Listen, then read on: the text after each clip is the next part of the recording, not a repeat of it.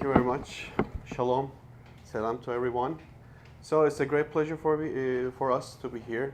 We are honored to be here. And Shana Tova for our Jewish brothers and sisters.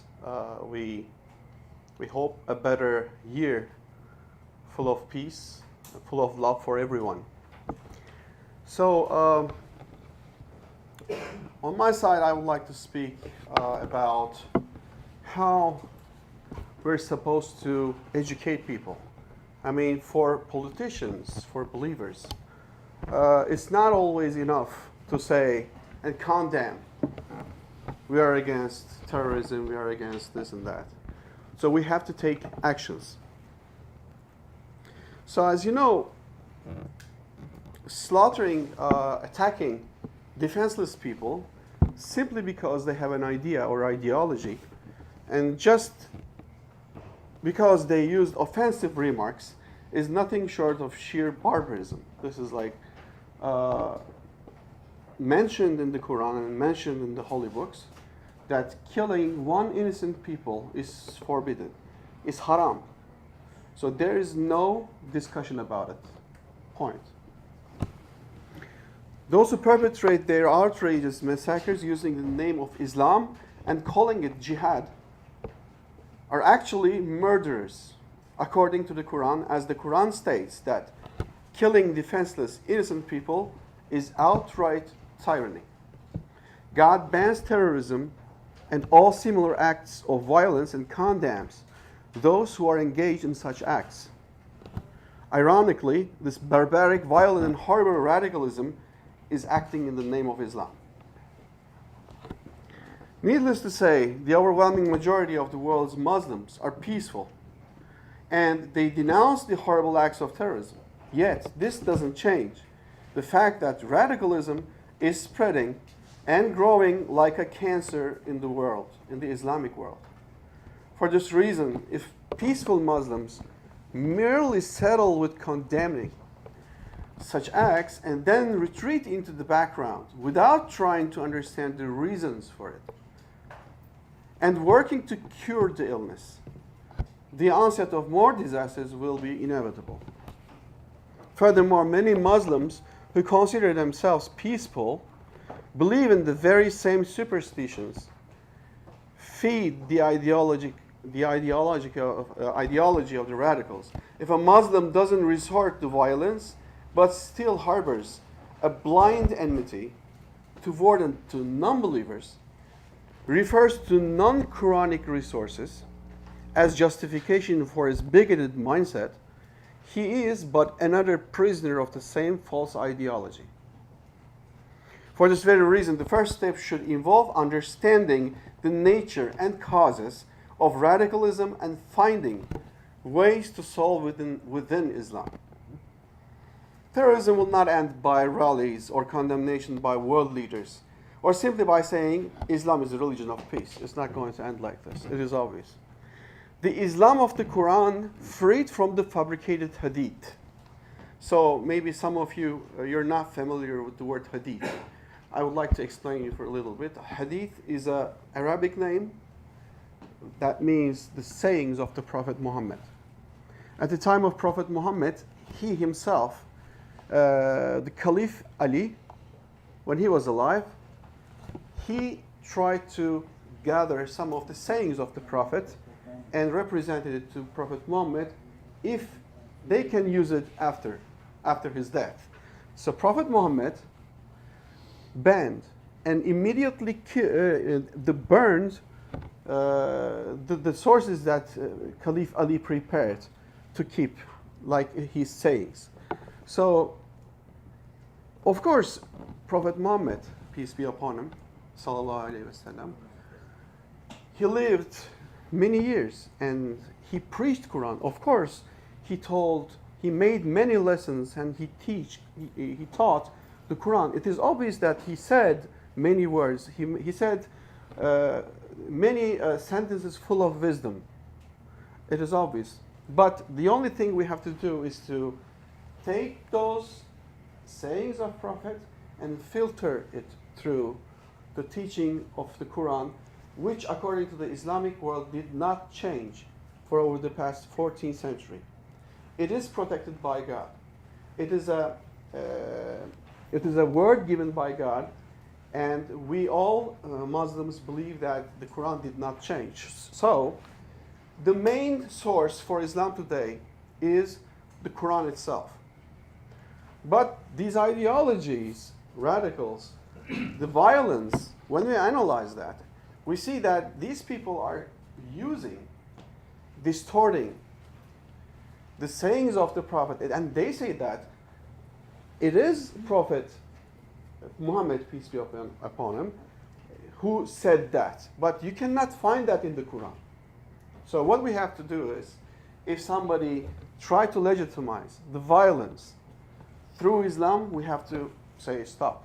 Let's look at the Quran and let's verify what you're saying, if it is available in the Quran. And if it's there, it is okay. But if they're trying to legitimize suicide bombings, attacking innocent people, of course it is against Quran. It is against what Allah has revealed unto mankind.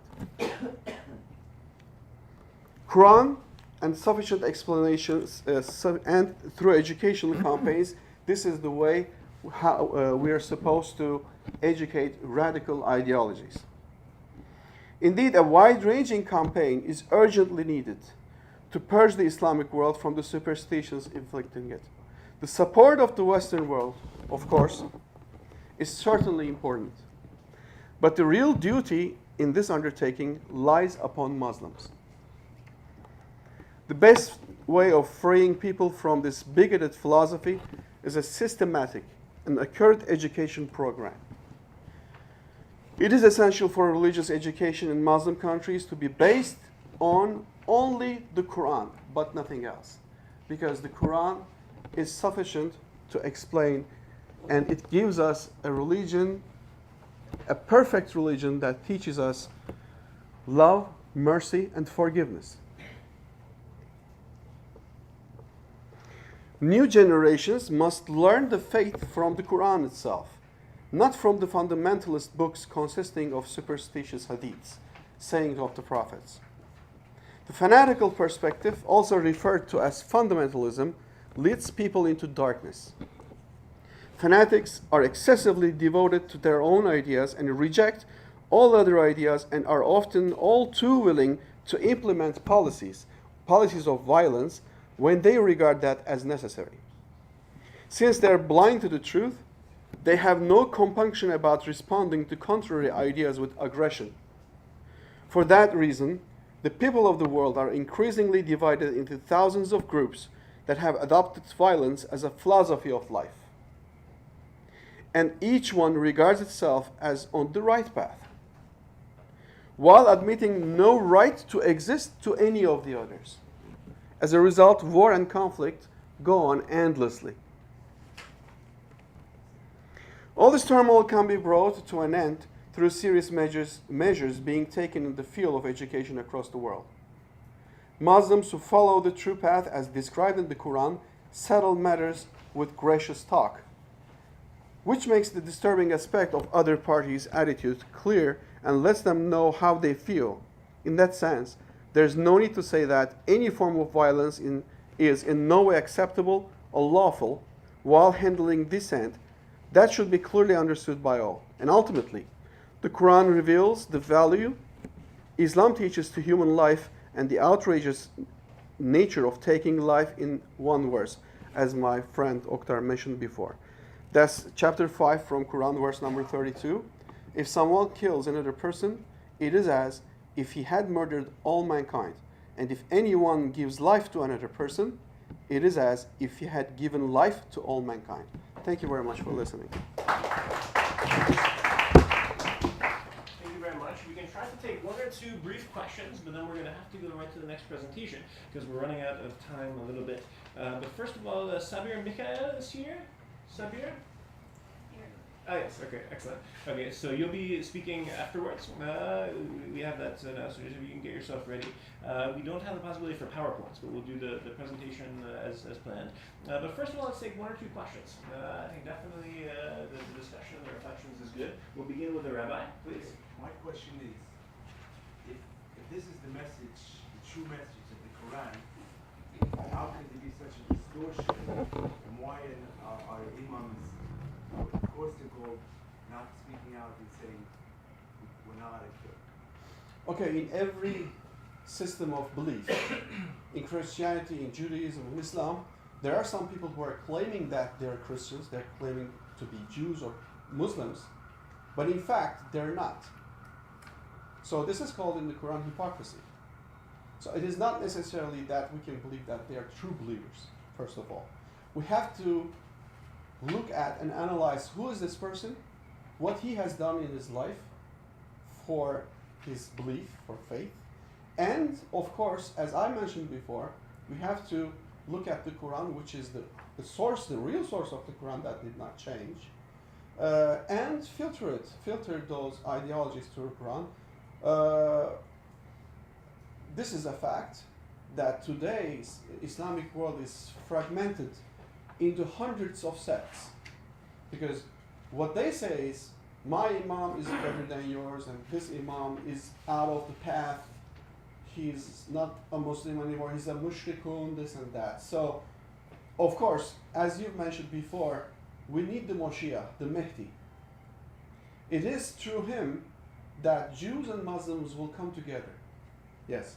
But why, if it's in the Quran, which Yes. is the basis for everything, here in America or in England where there's free speech, why is there not Why? Because more imams and more lay Muslims coming out and say, listen, this is not correct, and there should be, because that will stop the violence. Like you said, it has to come from within Muslims itself. True. Because it's based from religion, then it has to be solved by religion, not politics, not anything else, but it has to be solved. So Yes, Mr. Abdel Mokhtar is mentioning in his programs in A9 TV about technicians, scholars who are not living the spirit of the religion. They are trying to analyze words, languages, the roots of the words, but they're not feeling it in their heart, because being being someone close to God requires love. If somebody understands his creation, the creation of the world, the micro world, the micro world, they will definitely see how big and how powerful God is, and this will give them a humbleness, and they will understand and they will feel the same compassion. Yeah, so this is, as we have told before, the lack of education. So these people who are propagating hatred, they don't have the in their mind, they cannot understand God, they cannot understand their creation. So we have to show them through scientific explanation. We have to teach them about God, first of all, and then when they understand about the existence of God, they're going to be deeper people to grasp the truth of creation, and they're going to feel the gap of love in their heart. So this is how they're going to understand the Quran first, and the spirit of Quran, and this is how they can stop reacting by hatred. So this is what they do. Since they don't have the understanding, the sincerity in their heart, yes. I commend you, and I think the laws of Noah is that rich. I commend. Absolutely, like you're saying, yes. You know, I think it's something we can all agree upon. Absolutely. And This is true. Christianity had their dark moments and everyone, but the bottom line is we're all here today, and we want to continue to live in redemption. Absolutely. The laws of Noah. Mr. Mokhtar explains in his programs that a Muslim is also, if a Muslim is obeying the Quran, he is also a Noahide, because all the laws of Noah, it exists in the Quran. So absolutely, like you said, it's compatible. Yes, it's compatible. Yeah.